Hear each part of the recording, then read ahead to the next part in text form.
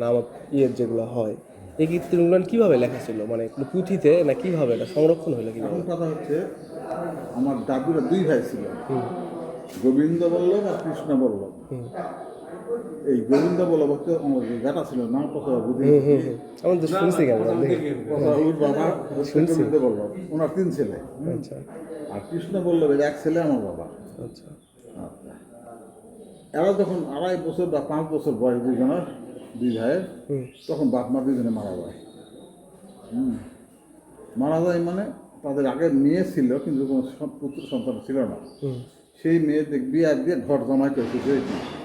এই যে এক জামাই ছিল ওই জমাগের বাড়ি ওই জায়গাটা, এক জামাই ছিল সুমন চৌধুরী বাড়ি এই জায়গা, এক জামাই ছিল এই শামসুদ্দিন আচ্ছা। এখানেই ছিল। এখন তাহলে যেহেতু তার বেটা ছেলে নাই, শেষ জীবনে আসে তখন 2 ছেলে হয়। এবং ওই গোবিন্দ বল্লভের যেদিন জন্ম হয়, ওই গঙ্গাদি পুকুরটা তখন কাটিছে, কিন্তু জল হয় না, বর্ষাকালে তাও জল জমে না। তখন রাত্রেবেলা গঙ্গা দেবী স্বপ্ন দেখায়, আমি আসলাম, এদিকে গোবিন্দ বল্লভের জন্ম হয়েছে, আর ওদিকে খবর আসলো যে গঙ্গাদি পুকুর ভরে টুকটুক হয়।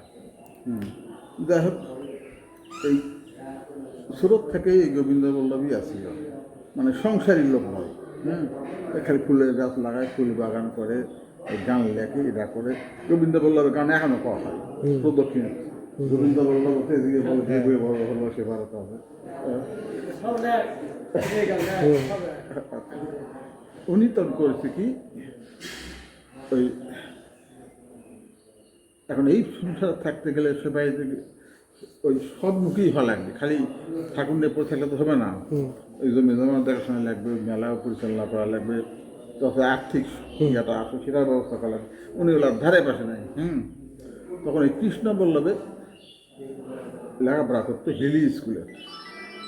তখন হিলি বলতে 2 হিলি 1 ছিল, বাংলায় তখন 71 ভারতবর্ষ। হ্যাঁ, সেই হিলি স্কুল থেকে তখন নিয়ে আসে যে বড় জনাদের আসে, এই সংসারে মেনটেন হবে না, তোমার বিয়ে করা লাগবে।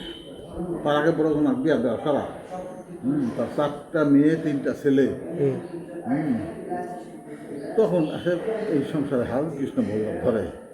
আর এই গোবিন্দ বল্লভ তখন করছে কি, যেহেতু ভাইয়ের সংসারের দায়িত্ব নিল, আলমোটটাই ফ্রি হয়ে গেল, বিভিন্ন গ্রন্থ পড়ে যে গানগুলা চয়েস হয়েছে সেই গানগুলা নিচে নিজের কিছু লেখা সেলাও দিছে, দিয়ে এই যে একটা সিস্টেমের অনুসরণ দিছে।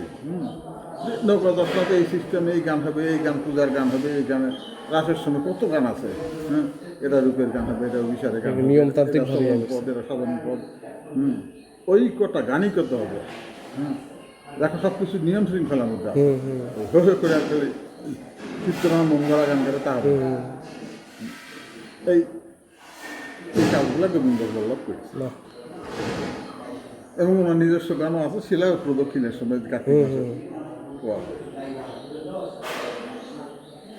এই গানগুলো তাহলে বয়স তাহলে কীরকম আনুমানিক? তাও গোবিন্দ বল্লভ 34 বছর বয়সে মারাই গেছে। কত বছর? 34 বছর, বেশি দিন বাঁচেও নি। তার আগে লেখছে। কৃষ্ণ বল্লভ একটু বেশি ভাইছে, তাও বেশি নয়, হয়তো 50 বা 60 লেখা হয়ে।